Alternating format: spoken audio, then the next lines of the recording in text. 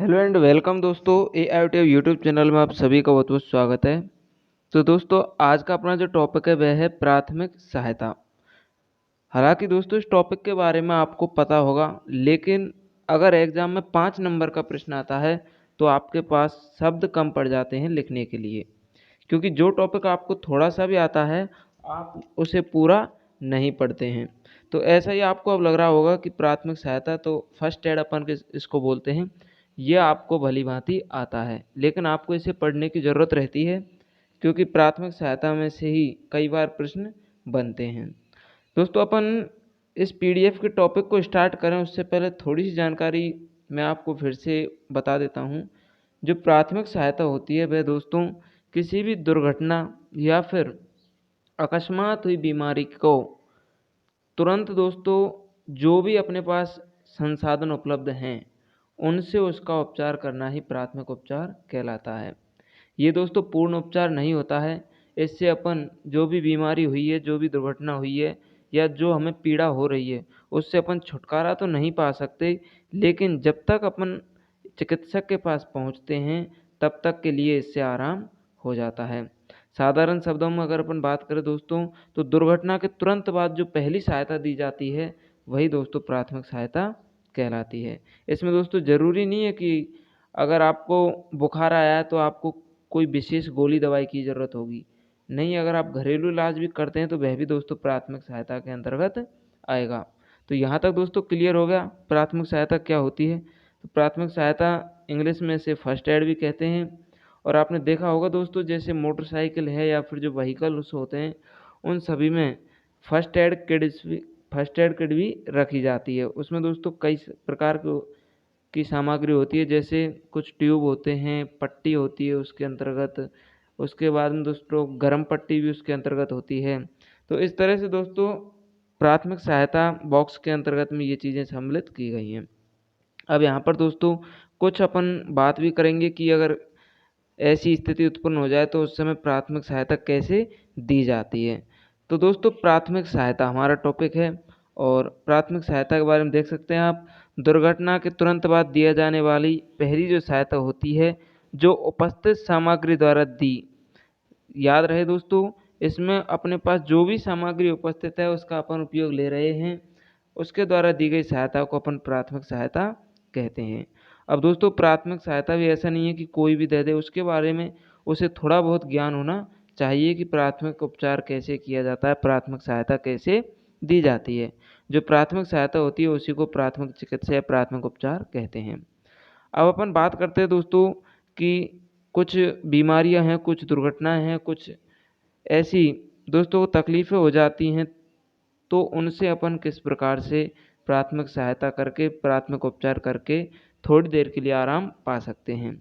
जैसे दोस्तों पहली अपन घटना की बात करें, नाक से रक्तस्राव होने की प्राथमिक चिकित्सा। अगर दोस्तों नाक से ब्लड निकल रहा है, रक्तस्राव हो रहा है, तो अपन किस तरह से घर पर ही प्राथमिक सहायता दे सकते हैं। जैसे दोस्तों जिस किसी की नाक से रक्तस्राव हो रहा है तो सर्वप्रथम उसे, अगर वह सीधी अवस्था में है तो उसे अपन उल्टा लेटा देंगे। ठीक है दोस्तों। एक बात और मैं आपको बता दूं दोस्तों, इस टॉपिक को मैं यहाँ से स्टार्ट करूँ उससे पहले कि प्राथमिक आवश्यकता की ज़रूरत क्यों पड़ी। तो दोस्तों आपको पता होगा अपन के लिए जो प्राथमिक उपचार की जो ये पढ़ने की ज़रूरत है ये इसलिए पड़ी क्योंकि अपन का क्षेत्र है दोस्तों विशेष बालकों का क्षेत्र। यहाँ पर दोस्तों सामान्य बालक नहीं होते हैं, विशेष बालक होते हैं। हालांकि ये जो सभी चीज़ें ये सामान्य बालकों पर भी लागू होते हैं, ये सभी प्राथमिक उपचार, इनके लिए कोई मायने नहीं रखता कि विशेष बालक है या सामान्य बालक है। लेकिन एक विशेष शिक्षक के तौर पर अपन को चाहिए कि प्राथमिक उपचार के बारे में अपन को जानकारी हो, क्योंकि अपन दोस्तों ज़्यादातर विशेष बालकों के संपर्क में ही रहते हैं। तो कई ऐसी बीमारियां हो जाती हैं विशेष बालकों को एक अचानक, तो उनके लिए प्राथमिक उपचार जरूरी होता है। जैसे यहाँ पर अपन बात कर रहे हैं दोस्तों नाक से रक्तस्राव होने पर, अगर वह सीधी अवस्था में है तो सबसे पहले अपन उसे उल्टी अवस्था में कर देंगे। उसके बाद दोस्तों नाक पर ठंडे पानी के छींटे देंगे और नाक को हल्के हाथ से उसके शाखा भाग को स्थिरतापूर्वक पकड़ना चाहिए। शाखा भाग जो होता है वह दोस्तों नाक की जो नुकीली सिरा होता है वह दोस्तों शाखा भाग होता है। उसके बाद दोस्तों जिसे रक्तस्राव हो रहा है नाक में, उससे कहेंगे कि वह नाक से श्वास न ले और अपना मुंह खुला रखे और मुंह से श्वास ले। और फिर उसके बाद में नाक को ज़ोर से साफ करने पर प्रतिबंध लगाना चाहिए। उससे यह नहीं कहना चाहिए कि नाक को साफ करो ताकि ब्लड बाहर आ जाए, नहीं। और आपको नाक से न तो श्वास लेनी है न उसको लेने को कहना है। आपको केवल उससे यह कहना है कि मुंह को खुला रख करके मुंह से श्वास ले। ये तो हो गया दोस्तों नाक से रक्तस्राव होने पर प्राथमिक उपचार।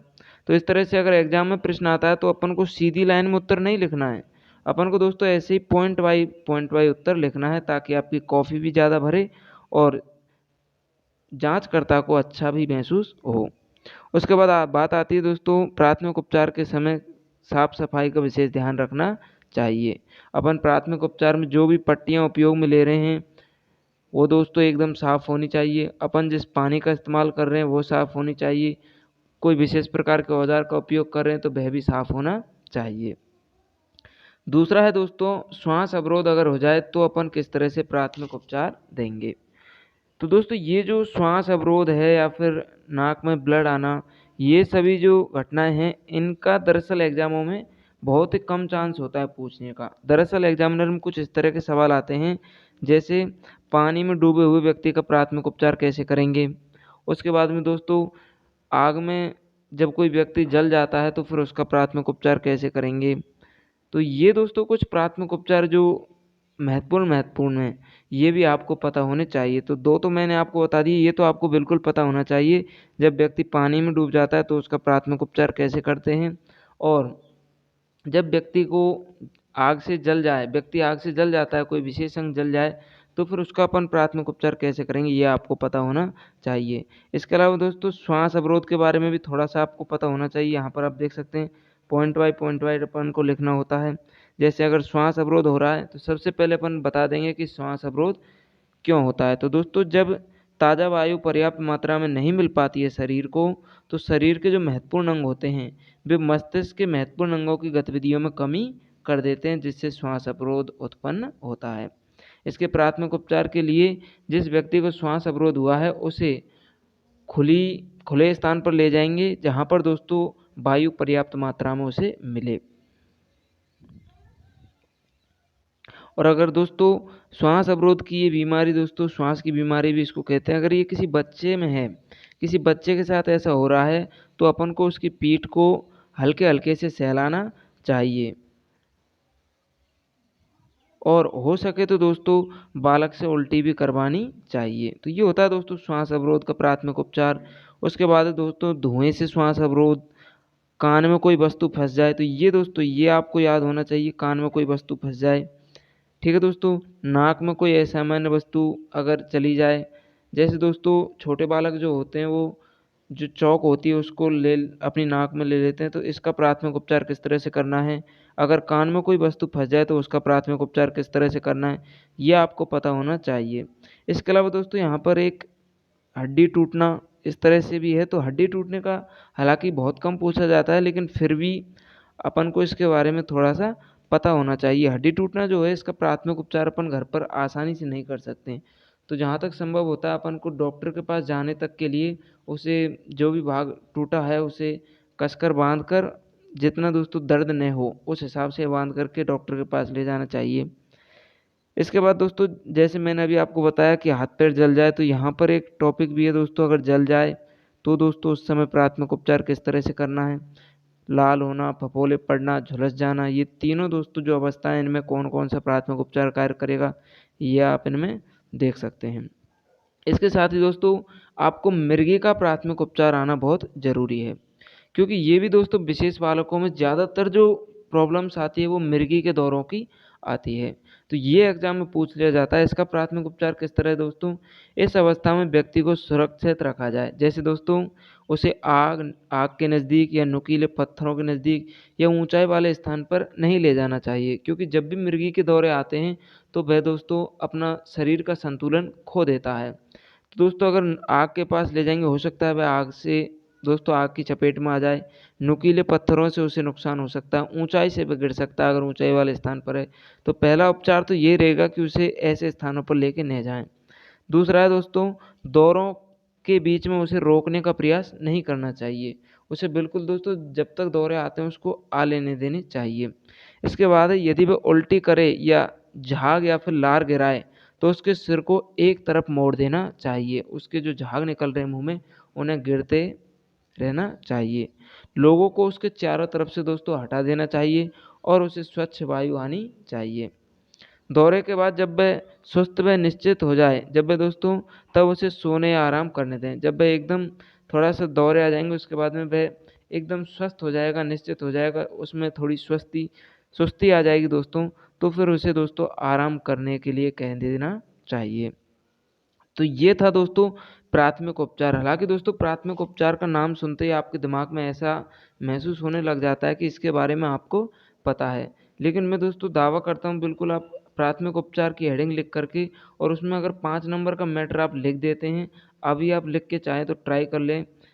तो ये दोस्तों छोटे टॉपिक होते हैं, हमें पता होता है लेकिन पूर्णतः हमको इनके बारे में पता नहीं होता है और अपन दोस्तों इसी तरह से एग्ज़ाम में थोड़ा-सा डीएड की में डिफ़रेंस हो जाते हैं।